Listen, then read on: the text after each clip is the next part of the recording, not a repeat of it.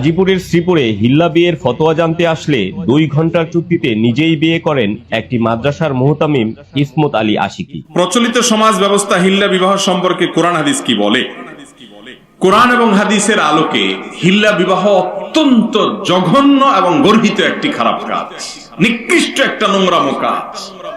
নবী করিম সাল্লাল্লাহু আলাইহি সাল্লাম বলেছেন, লানাল্লাহুল মুহাল্লিলা ওয়াল মুহাল্লাল্লাহ।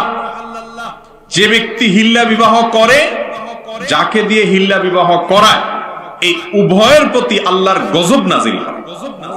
আল্লাহর গজব নাজিল হওয়া মানুষ কখনো ভালো মানুষ হতে, আল্লাহ তাআলা আমাদেরকে বাঁচার তৌফিক দান করুন।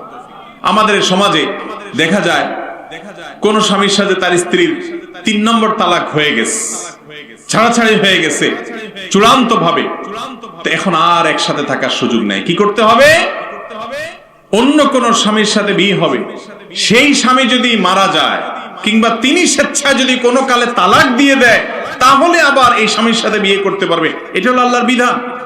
তো ওইটার জন্য আর অপেক্ষা করে না, নামকা হস্তে একজন কন্ট্রাক্ট ম্যারেজে একটা লোক ঠিক করে যে তার কাছে নামকা হস্তে বিয়ে দিয়ে তার সাথে সামান্য সময় থেকে তালাক নিয়ে চলে আসে। এই যে পরিকল্পিত বিবাহ, কন্ট্রাক্টে বিবাহ, এটাকে হিল্লা বিবাহ বলে। এটা অত্যন্ত জঘন্য কাজ।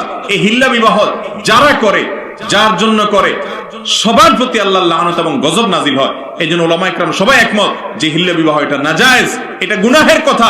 এই গুনাহের সাথে, পাপিষ্টের সাথে কোনো মানুষ জড়াতে পারে না। এলাকার মুরব্বীরা, নেতা গোতারা, বিচার যারা করেন, তারা অনেক সময় এই কাজগুলো করেন। কিয়ামতের ময়দানে আপনারাও আসামি হবেন, খবরদার। আছে না নাই অনেক এলাকার মুরব্বীরা? এই সব মুরব্বীরা আল্লাহর কাছে পাকড়াওয়ার জন্য প্রস্তুত হয়ে যান। আরে ভাই, কোন স্বামীর সাথে কোন স্ত্রীর যদি ডিভাইডেশন হয়ে যায়, এই মেয়েকে অন্য ভালো পাত্র দেখে